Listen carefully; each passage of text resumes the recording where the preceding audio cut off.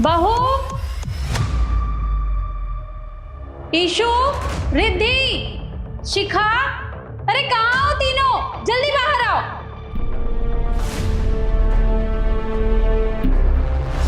Mummy जी क्या हो गया? आप सुबह सुबह इतना गुस्सा क्यों कर रही हैं? अरे गुस्से में कैसे ना हूं मैं? किचन में कप टूटा हुआ पड़ा है, क्या तुमसे टूटा है? नहीं मम्मी जी, अगर मुझसे टूटा होता तो मैं उसे साफ कर देती ना, मुझसे नहीं टूटा है। और रिद्धि कहाँ? क्या हो गया मम्मी जी, आप इतना चिल्ला क्यों रही हैं? तुम मुझे पहले ये बताओ, किचन में कप तुमसे टूटा है? नहीं मम्मी जी, मुझसे नहीं टूटा है, और अगर मुझसे टूटा होता तो मैं साफ कर देती। अच्छा मम्मी जी, मैंने ना शिखा को किचन में जाते हुए देखा था, चाय बना रही थी वहां पर, पक्का उसी से टूटा होगा कप। पर वो है कहाँ और अभी तक आई क्यों नहीं? पता नहीं मम्मी जी, और देखना आएगी ना तो अपनी गलती भी नहीं मानेगी। जी मम्मी जी, आपने बुलाया? हाँ बुलाया मैंने। पहले तुम मुझे ये बताओ, किचन में कब तुमसे टूटा है? किचन में कब? देखा हकलाने लग गई ना। जो झूठ बोलता है ना वही हकलाता है। एक बात बताओ, अगर तुमसे कब टूटा था तुम उसे साफ भी कर सकती थी ना, लेकिन नहीं, तुम तो महारानी हो ना यहाँ की, वो तो हम दोनों करेंगी साफ। तुम्हें पता है मम्मी जी नंगे पैर जाती है किचन में, उन्हें लग जाती तो? मैंने कब नहीं तोड़ा है, और अगर तोड़ा हो तो प्लीज शिखा रहने दो, तुमसे ही टूटा है कप, हमसे नहीं टूटा है। मैंने ना मम्मी जी को पहले ही कहा था कि तुम अपनी गलती कभी मान ही नहीं सकती, और अगर मम्मी जी के हल्का सा भी कांच लग जाता तो जिम्मेदार ना तुम होती। अरे बस करो, आपस में बहस करने के लिए नहीं बोला मैंने सिर्फ ये पूछा है कि वो कब किससे टूटा है। अरे तुम तीनों को अच्छे से पता है ना कि मैं किचन में चप्पलें पहन कर नहीं जाती, उसके बाद भी तुमने वो वहां से उठाया नहीं, बस बहस कर रही हो आपस में। अरे इससे अच्छा तो मैं इन जिम्मेदारियों से छूट ही जाऊं, पर मुझे तो समझ नहीं आता कि मैं ये जिम्मेदारी दूं किसे। ऑफ कोर्स मम्मी जी, आप मुझे दीजिए, इसमें सोचने की क्या बात है? मैं इस घर की बड़ी बहू हूँ, मैं अच्छे से जिम्मेदारी संभालूंगी। देखिए मम्मी जी, मैं मानती हूँ ईशु इस घर की बड़ी बहू है, पर उम्र में तो मैं ही बड़ी हूँ ना, तो ऑब्वियसली जिम्मेदारी मुझे मिलनी चाहिए। देखो वो तो मैं ही डिसाइड करूंगी कि मुझे जिम्मेदारी किसे देनी है। शिखा, क्या तुम्हें कोई जिम्मेदारी नहीं चाहिए? मम्मी जी आप खुद जो जिम्मेदारी दे दोगी मैं संभाल लूंगी। ठीक है, तो मैं एक काम करती हूँ, पहले तुम तीनों किचन में जाओ और वो कप साफ करो, और उसके बाद एक एक प्लेट में एक एक आलू रख कर लाओ, और वो मैं तुम्हें बताऊंगी कि मुझे तुमसे क्या करवाना है। अब जाओ जल्दी।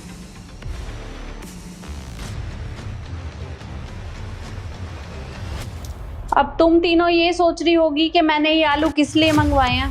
देखो सब्जियां काटना हर किसी को आता है, पर मैं देखना चाहती हूँ कि मेरी बहुएं किस तरह से इस आलू को कट करती हैं, और उसी से ये साबित होगा कि मैं किसे जिम्मेदारी दूंगी।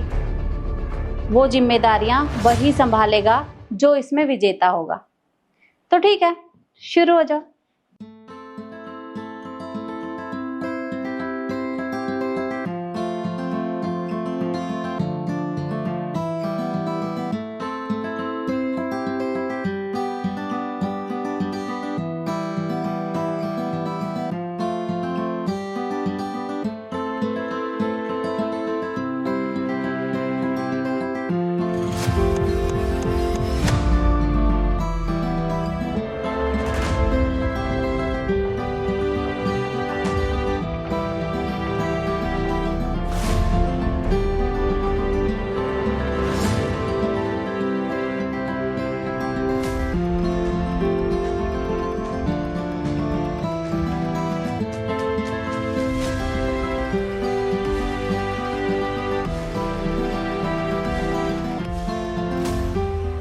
स्टॉप।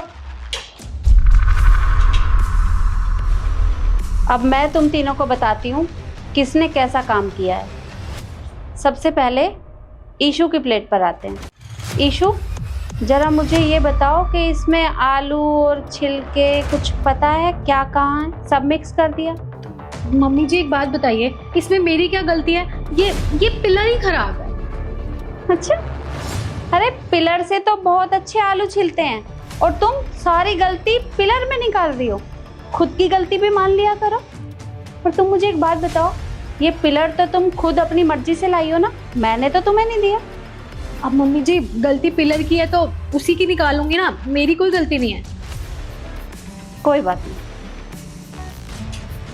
तुम रिद्धि, तुम मुझे ये बताओ कि हमारे घर में आलू की छिलके वाली सब्जी कौन खाता है?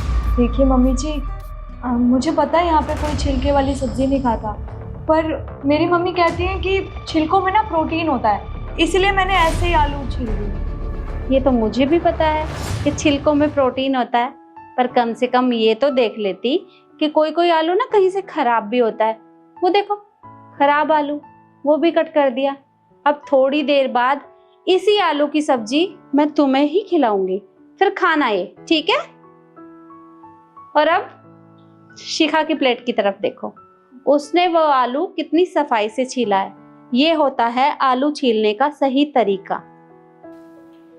इस आलू को आप ठीक कह रही हैं, देखना इसने तो पूरा भी नहीं छीला है और आप इसकी बड़ाई करे जा रही हैं। हाँ तो जब इंसान सफाई से काम करता है तो उसमें थोड़ा टाइम तो लगता ही है, और कुछ सीखो उससे। वो किचन में सारा दिन काम करती है, लेकिन तुम्हें तो पूरी जिंदगी बना बनाया खाना खाना है। कभी कुछ सीख भी लो।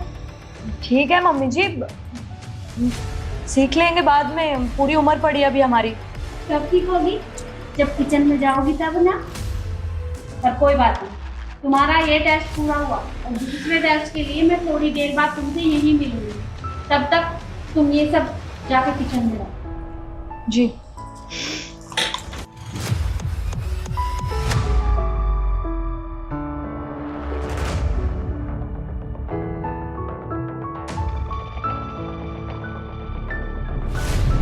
देखो बच्चों, दूसरे टेस्ट से पहले मैं तुम्हें कुछ बताना चाहती हूँ। अभी अभी ना गांव से तुम्हारे चाचा जी का फ़ोन आया है, उनकी बेटी की शादी है, तो हम लोगों को ही जाना पड़ेगा। अब बच्चे तो यहाँ है नहीं, वो तो बाहर गए हैं और आने में भी उन्हें 1 हफ्ता तो लग ही जाएगा। बचे हम चारों, तो हम चारों को ही मैनेज करना पड़ेगा। तो फ़िलहाल तो मेरे पास ये 20,000 रुपये हैं। मैं एक काम करती हूँ, मैं तुम में से 2 लोगों को ये 10,000 रुपये दे देती हूँ। तुम अपने लिए कोई ड्रेस ले लेना और तुम में से एक जना मेरा ये लहंगा पहन लेना, ठीक रहेगा ना? तो ईशु, ये लहंगा तुम पहन लो क्योंकि घर में तुम सबसे बड़ी हो। मम्मी जी, मैं बड़ी हूँ इसका ये मतलब नहीं है ना कि लहंगा मुझे ही पहनना पड़ेगा। और वैसे भी ये इतना ओल्ड फैशनेबल है और इसे मैं पहनूंगी तो मुझे तो ये बिल्कुल भी पसंद नहीं आएगा। Mummy ji please. कोई बात नहीं बेटा। दीदी, ये लहंगा तुम पहन लो और ये दोनों अपने लिए कोई ड्रेस ले आएंगी। देखिए मम्मी जी, मुझे ये लहंगा पहनने में कोई प्रॉब्लम नहीं है, बट द थिंग इज बाहर कितनी ज्यादा गर्मी हो रही है ना, इसीलिए बस मैं ये लहंगा नहीं पहन पाऊंगी। और वैसे भी इशू सही कह रही है, कितना ओल्ड फैशनेबल है ना ये। आप एक काम करो ना, घर की सबसे छोटी बहू शिखा है तो इस पे ये लहंगा बहुत अच्छा लगेगा। ऊपर से गोरी भी कितनी है ना, इस पे ये कलर ना बहुत अच्छा लगेगा। और हमें आप 10,000 रुपये दे दीजिए, हम अच्छी सी साड़ी ले लेंगे। ठीक है बेटा। शिखा, तुम्हें भी पैसे चाहिए होंगे? नहीं मम्मी जी, मुझे पैसे नहीं चाहिए, मैं तो आपका ये लहंगा पहनूंगी। मैं जानती हूँ आपको ये लहंगा कितना पसंद है, आपकी कितनी यादें हैं ना, तो मुझे कोई दिक्कत नहीं है इस लहंगे में, मैं पहन लूँगी। आप एक काम कीजिए, लाइए मुझे दे दीजिए, मैं भी रख लेती हूँ। पर बेटा, तुम्हें ये पहनने की ज़रूरत नहीं है क्योंकि मैं तो तुम तीनों का टेस्ट ले रही थी। टेस्ट? मम्मी जी, अगर आप टेस्ट ले रहे थे तो आपको बताना चाहिए था ना हमें पहले। हम लहंगा पहनने के लिए क्यों मना करते? अरे वही तो बात है, मैंने तुम लोगों को इसलिए नहीं बताया क्योंकि अगर बताकर टेस्ट लेती तो तुम तीनों ये लहंगा पहनने के लिए तैयार हो जाती। पर मुझे तो देखना था ना कि तुम तीनों मुझे क्या जवाब देती हो। पर तुम दोनों ने क्या किया? तुम्हारे अंदर मेरी भावनाओं के लिए थोड़ी सी भी जगह नहीं है। अरे तुमने एक बार भी ये नहीं सोचा कि तुम लोग मेरे लहंगे के बारे में ऐसे बोलोगी तो मुझे कितना बुरा लगेगा। तुम्हें पता है, ये मेरी शादी का लहंगा है और मैंने इसे बड़ा सहेज कर रखा है। इसके साथ मेरी कितनी यादें जुड़ी हैं और तुमने इस लहंगे के बारे में क्या कुछ नहीं कहा। बहुत पुराना है, ओल्ड फैशन है और कितना हैवी है। पहले ज़माने में ना ऐसे ही लहंगे चलते थे। पर कोई बात नहीं। और शिखा, तुमने बेटा मेरे बारे में सोचा। तुम्हें लगा कि अगर माँ को मना करूँगी तो शायद उन्हें बुरा लगेगा, अरे देखो जरा उसकी तरफ, अरे वो भी तो है जो मेरे बारे में इतना सोचती है, और तुम लोग सिर्फ अपने बारे में सोचते हो। और जो इंसान घर की जिम्मेदारियां लेता है ना, वो अपने बारे में बाद में, पहले दूसरों के बारे में सोचता है। और आज से ये सारी जिम्मेदारी मैं शिखा को देती हूँ, वो ही इसकी असली हकदार है। पर हाँ, एक बात मैं बताना भूल गई। तुमने ये लहंगा तो देख लिया, 20,000 रुपये भी देख लिए, लेकिन लहंगे के ऊपर रखा हुआ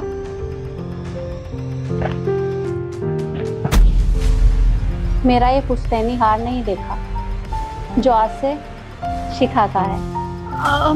मम्मी जी, आप ऐसे कैसे कर सकती हैं? आपने पहले मुझे बोला था ना ये लहंगा पहनने के लिए, तो ये लहंगा मैं ही पहनूंगी, और मुझे ये कलर ना बहुत पसंद है। प्लीज आप मुझे दे दीजिए।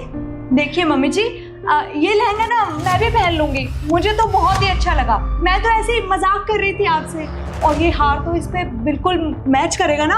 आप मुझे दे दीजिए, लाइए। कोई ज़रूरत नहीं है, क्योंकि ये सब तुम्हें पहले सोचना चाहिए था। तुम ना बहुत मतलबी हो, और मुझे नहीं पता था कि तुम किसी के बारे में नहीं सोचती, सिर्फ अपने बारे में हर टाइम सोचती हो। एक बात बताओ, क्या तुम्हारी इस घर के लिए कोई जिम्मेदारी नहीं है? लेकिन दुख भी मुझे क्यों हो रहा है? जिम्मेदारी तो मुझे एक को ही देनी है। और शिखा बेटा, आज से ये सारी जिम्मेदारी तुम्हारी, क्योंकि इस जिम्मेदारी की असली हकदार तुम ही हो। यहाँ आओ बेटा, ये पकड़ो, ये लहंगा मेरी अलमीरा में रख देना, और ये 20,000 रुपये तुम्हारा इनाम। और कुछ रह गया देखने के लिए? चले यहाँ से। चलो।